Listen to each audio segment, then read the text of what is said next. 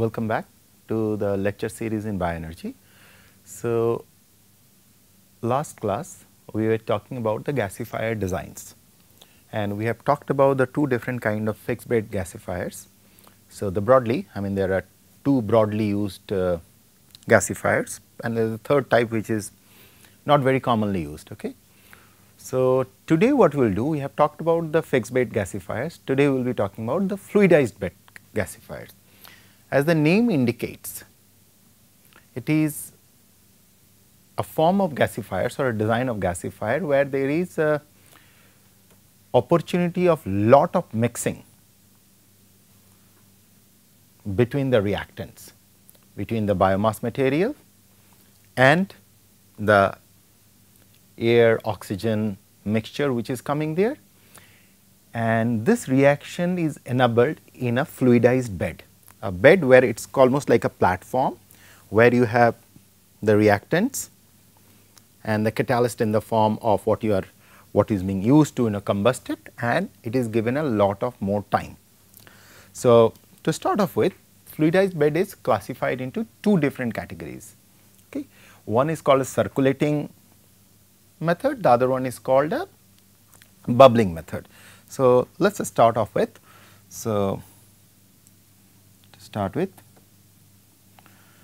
fluidized bed gasification. Fluidized bed gasification.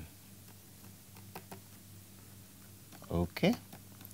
And within fluidized bed gasification, we classify them into two different categories.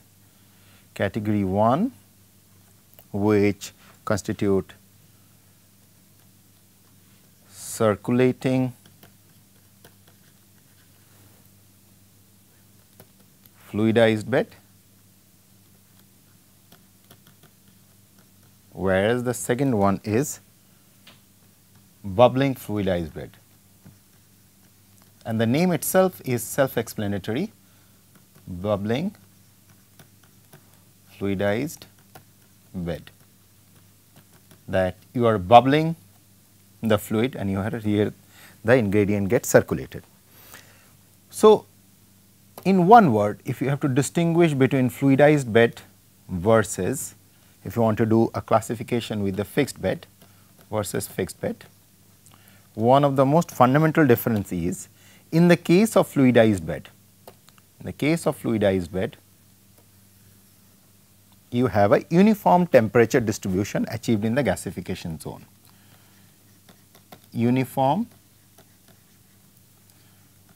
temperature distribution in the gasifying zone. Uniform temperature distribution in the gasification zone.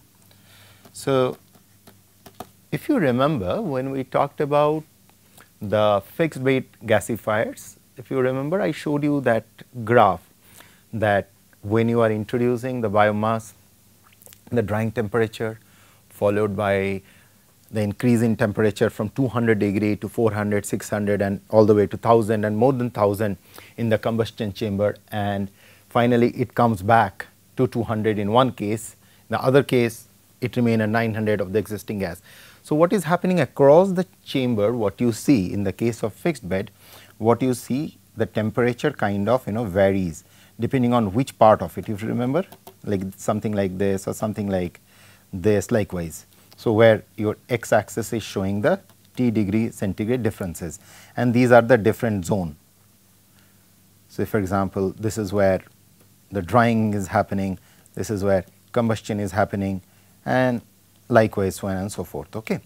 Whereas, in the case of uniform temperature distribution, in the case of second A, the temperature is T degree centigrade, it is more or less remain uniform, there is hardly any difference. Okay. And we will talk about it how such uniform temperature distribution is achieved. So, your take home message from this part is, get this difference very clear in your mind, how the temperature varies in both of them. Here the temperature remains very constant. So, if it is 1000 degree, it will remain 1000 degree all throughout.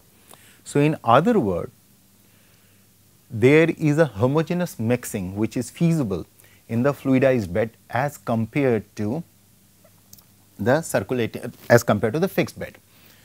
And in the fixed bed, you really have to be very careful, because if you could see it here itself, you are maintaining temperature at different level, and that needs a lot of finer control which has to be maintained, as compared to this situation where you do not have to really bother about the temperature. You really can fix it at a point and allow the reaction to carry over a period of time. So, this is a very, very significant and very, very important difference between fluidized bed as against the fixed bed. So, by definition, if you have to go, what we meant by the fluidized bed is basically it is achieved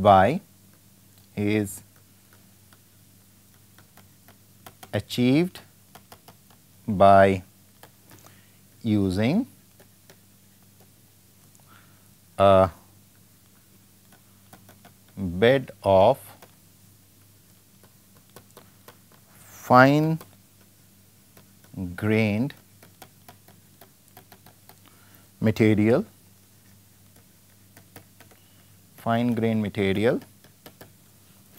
into which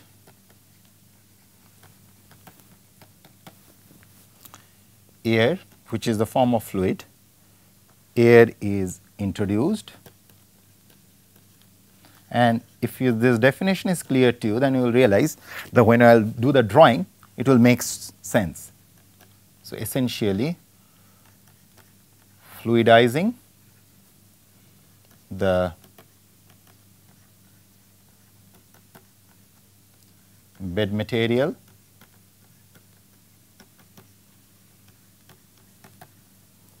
and ensure intimate mixing.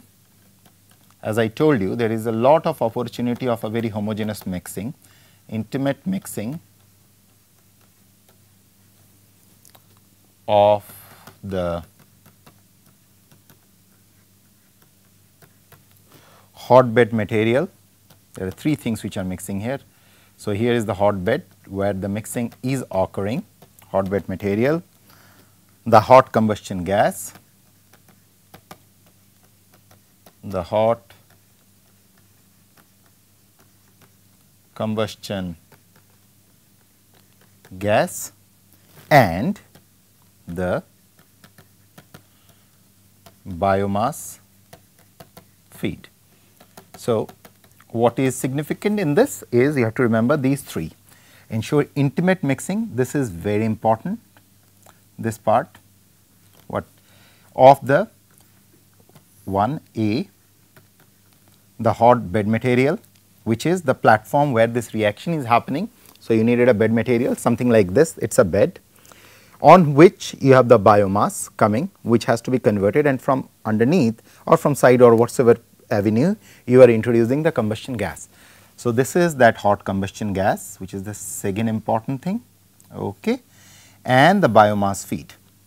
So, what you are allowing, imagine a vessel where you are allowing all of them, you are fluidizing the vessel by adding air into it, and you are allowing the reaction to take place at a uniform temperature. And if you go back a slide back, this is what is happening here. If I had to introduce, you have the three component A, B and C, which is, so you have the reaction bed material, you have the biomass which has to be converted into gas, and you have the combustible air. So, these A, B, C, what I just now put together, there is an intimate mixing of all these things which results to the generation of the gas. This is the framework on which we will be talking about the two different kind of fluidized bed, one which is called the circulating one, the second one which is called the bubbling one. So, basic logic is this. So, keep this logic in mind. Okay. So, now let us go for these two classification, the circulating fluidized bed and the bubbling fluidized bed. What does that mean? So, we will follow the same pattern what we did earlier. We will have the schematics of these two, and then based on the schematics. So, the drawing should get embedded into your imagination. Okay, this is how the reaction takes place in these kind of chambers and what is the difference. So, whenever we talk about circulating, it means some component is circulating here, circulating fluidized bed.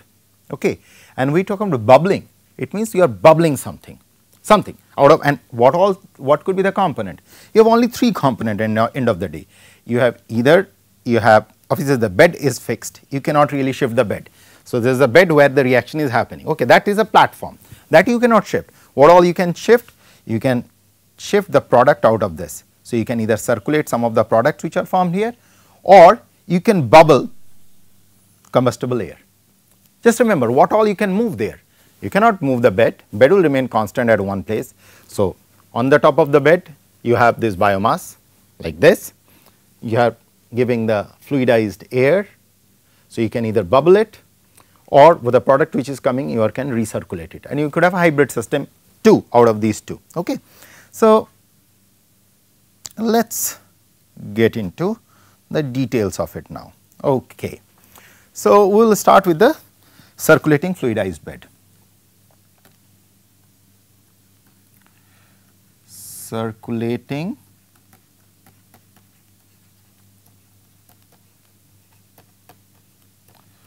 fluidized bed gasifier.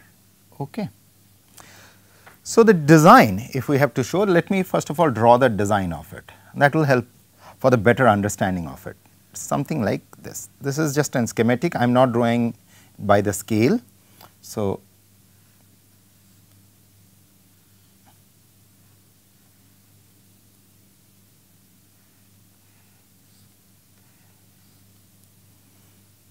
okay.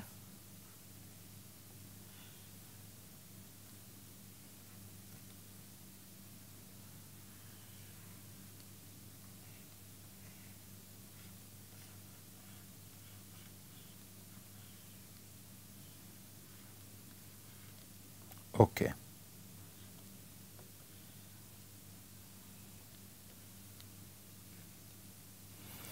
Okay, and there is another port out here, and now, so you have from here you are putting the fuel into it, fuel and sand, which is basically forming the bed, and there is a grate out here, grate, and from here you are putting the fluidization medium,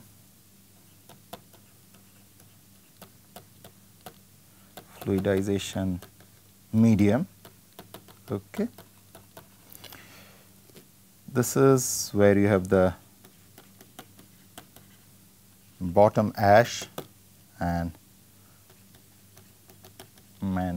bed material sand, bed material mostly the sand.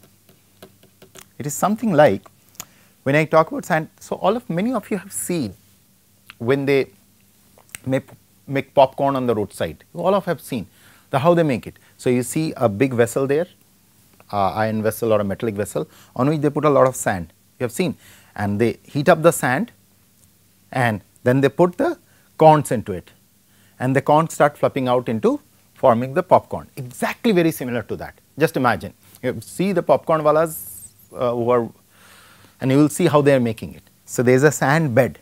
So, you have a vessel, on that there is a sand bed, sand is getting warm up, and you put the popcorns, and then you take out the puffed corns. Okay. So, that is precisely almost very similar to that, if you have to make a one-to-one correlation what you see in your day-to-day life. Okay. So, this is where the bed material, which is the sand, which is kind of the reaction unit, okay. And this is called the cyclone, where things are being recirculated back, and this is called the return leg.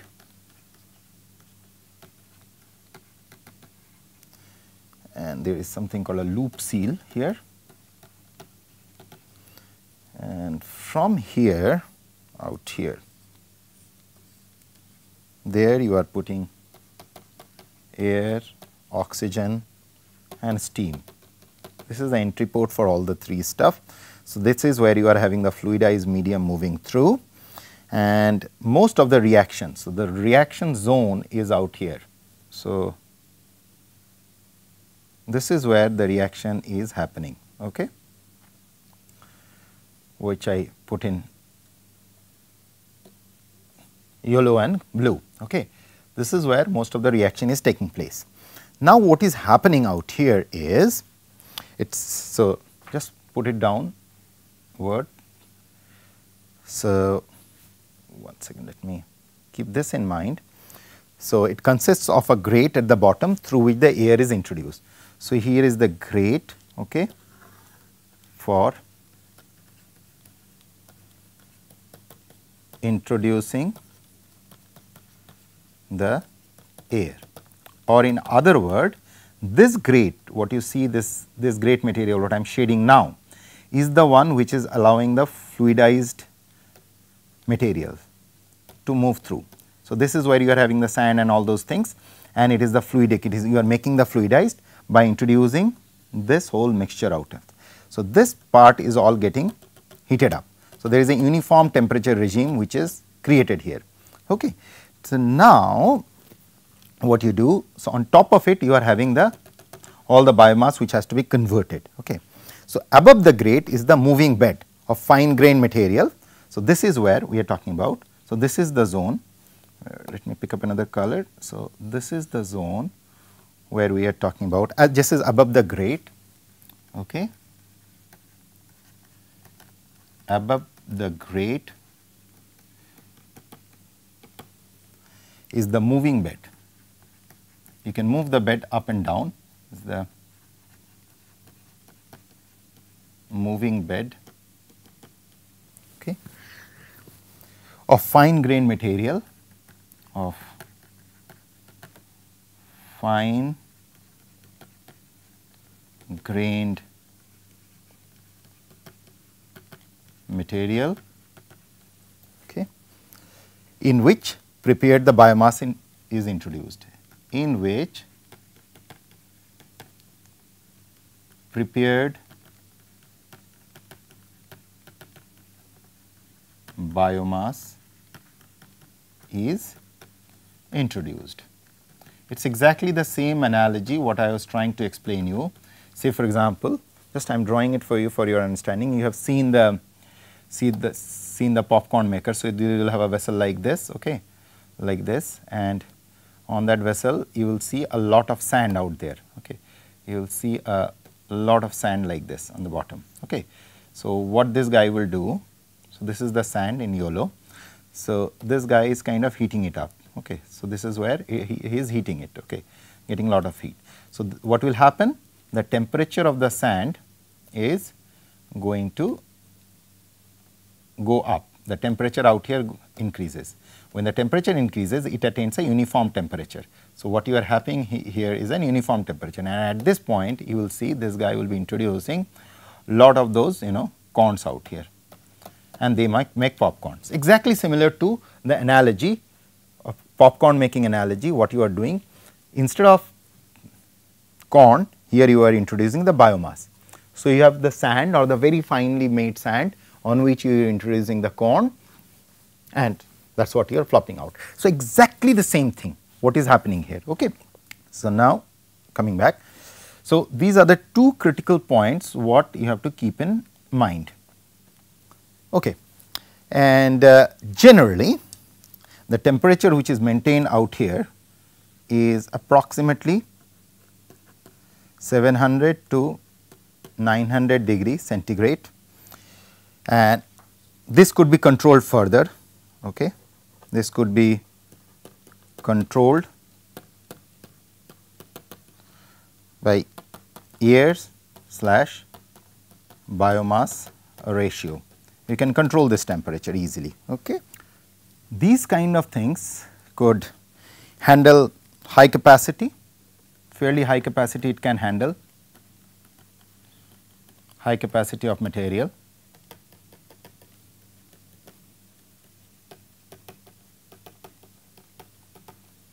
second important thing is that this is even a day to day example, you can see in the paper and pulp industry, this is fairly common. Paper and pulp industry, this is a common phenomena for gasification of the bark and other forest product, where these kind of circulating fluidized bed is being used. And the bed material, this is very important, the bed material is circulated between the reaction vessel and the cyclone separator, where the ash is removed and the bed material and the char is returned to the reaction vessel. Okay. So, there is one addition I wanted to do, you can also circulate this bed material. Okay. So, what is happening here when this whole reaction is taking place? So, the bed material circulates like this, whatever the product like this comes back. So, there is a movement of the bed material which can go and come back. So, how that happens? This is very important for you to realize. So, the bed material is circulated between the reaction vessel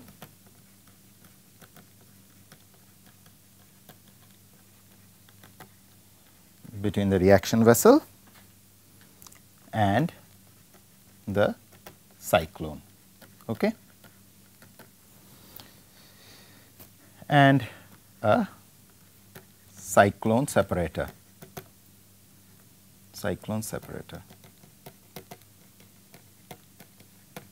Okay. Where ash is removed. We will come back to the drawing and I will show you what does that mean, removed, and the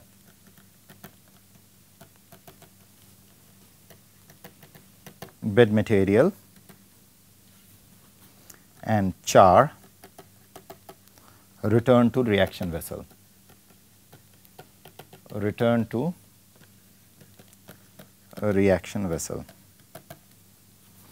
and this can operate at very high pressure.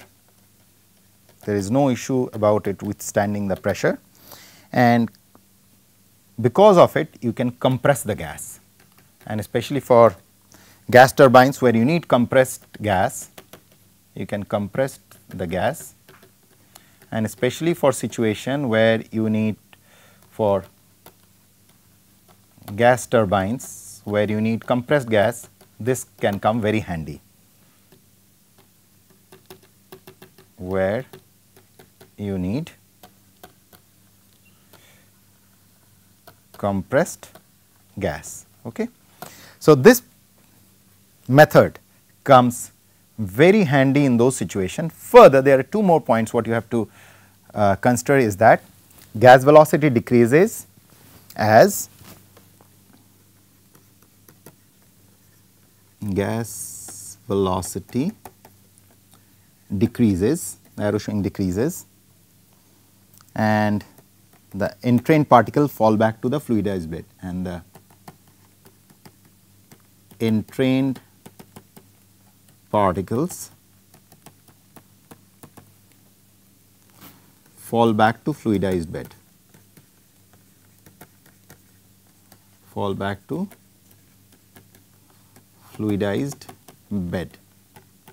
Okay.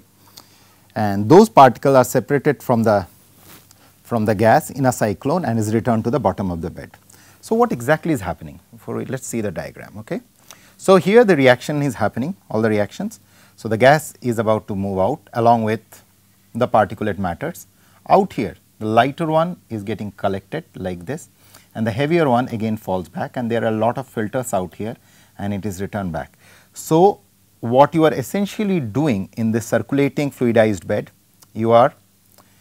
so this is where the reaction vessel is. So, reaction is happening,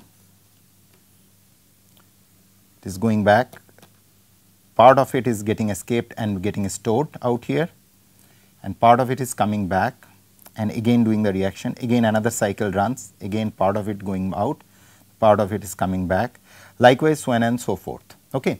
So, it is a kind of a circulating journey, and out here where things are getting separated, they get separated mostly on the density gradient. So, the density, the higher particles again comes back. Okay. So, this is how this whole fluidized model of circulating fluidized bed works, and the advantage is that this can work, as I mentioned, at a very high pressure, and secondly the gas velocity, it decreases of the entrained particles. This is exactly what it meant by that, and fall back to the fluidized bed, and again the reaction continues. So, in a way, in this kind of situation you are taking time for the reaction to happen over a prolonged period of prolonged cycles. That way you are making the system to utilize all the possible materials or the biomass which are present there. Okay. So, now from here, with this drawing in front of you, we will talk about the next one, which is the bubbling bed. Okay. Bubbling bed. So, in bubbling bed, the only basic fundamental difference will come here. This is the zone where the basic fundamental, there won't be any circulation. Okay. So, let me draw the bubbling bed, that will make more sense. So, the bubbling bed is essentially, you have something like this.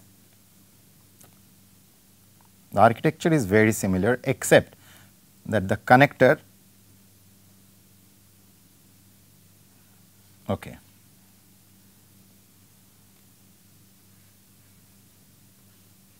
So, if you remember in the previous one, and the cyclone is getting connected to the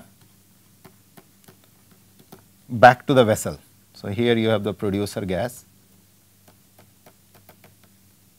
okay, and this is where the fly ash come out. You have to collect the fly ash because that needs further treatment, because that is a fairly bad pollutants.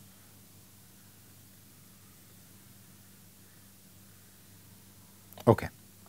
So, now if you look at this diagram, this is what is happening.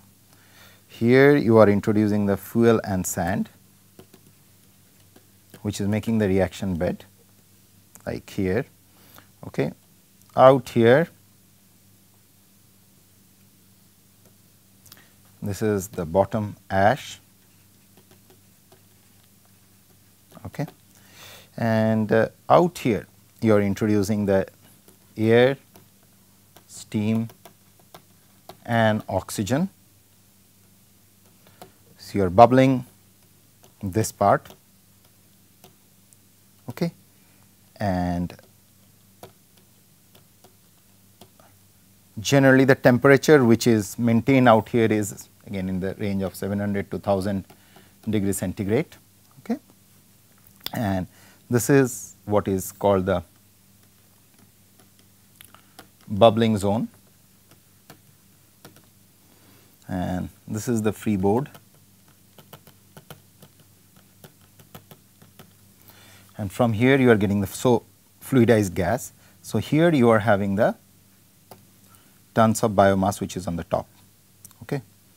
So, now what is happening here is this, you are bubbling slowly and the gases which are being produced moves along with the ash and everything, and out here the gas escapes like this. This is where you are collecting the gas in cylinders or whatever, and the ash which is contaminated with it is rejected out. This fly ash has to be collected, they are used for making bricks and other things. Okay. So, this is how the basic architecture of it looks like. So, again there is a grating through which you are introducing the air and you introduce the air. So, here is the grating where you are introducing the air and you introduce the air in form of you are fluidizing it in bubbles. Okay. So, biomass basically spiralized in the hot bed forming char and gaseous compound of high molecular weight. So, what is happening out here is that there are 2-3 processes which are happening. Let us enumerate them. So, the biomass which is introduced there, that gets pyrolyzed in the hot bed forming char plus gaseous compounds, and this char is of very high molecular weight, and this high molecular weight char is further cracks and giving product of low molecular weight, MW stand for molecular weight, low molecular weight tar compounds. Okay. This is how it works, and in this situation the temperature is constant and low throughout. Okay. So, you can maintain a constant temperature out here is constant, and due to automatic density separation in the bed, dense particles sink while the light particle leaves. So, what is happening out here, if you see this column is where it almost forms a gradient. So, if I really magnify this column, you will look, if you see this column context, this column will be more like this. So, the lighter particle will be at the top, higher than that will be underneath it, further higher will be underneath it, and the heavier ones will be like this. So, these ones will be the one which will be escaping fast, followed by the ones this one, then this layer, then the fourth layer. So, there will be almost like those who have studied about density gradient centrifugation, there is an density gradient. So, because of this slowly fluidizing which is coming from the bottom, let me show it in the red, okay. It creates a kind of a interesting gradient phenomena out here. The first one to get out, second one, third one, fourth one. So, it takes time, but at a uniform temperature you can really achieve this. Okay.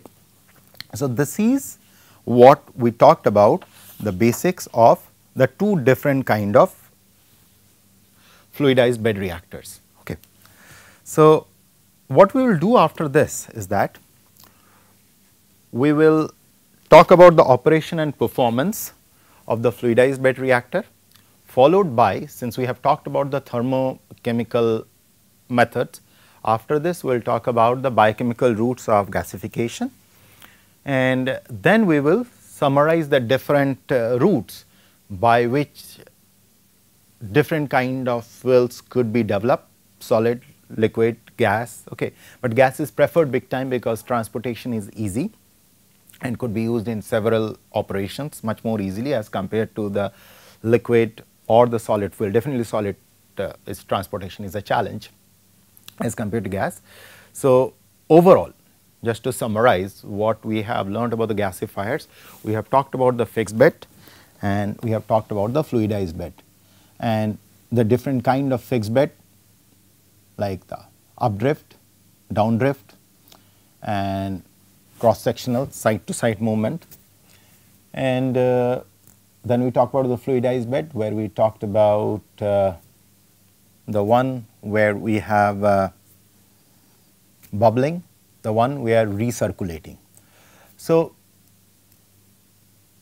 again let me iterate another aspect, that there is no one way really.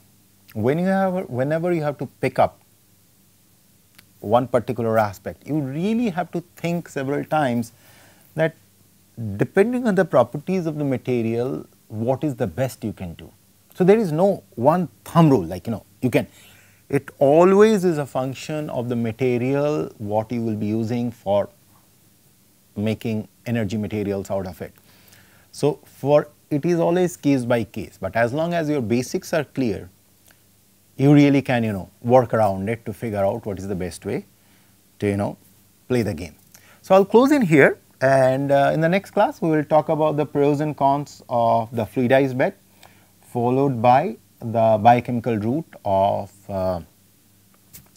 transforming biomass to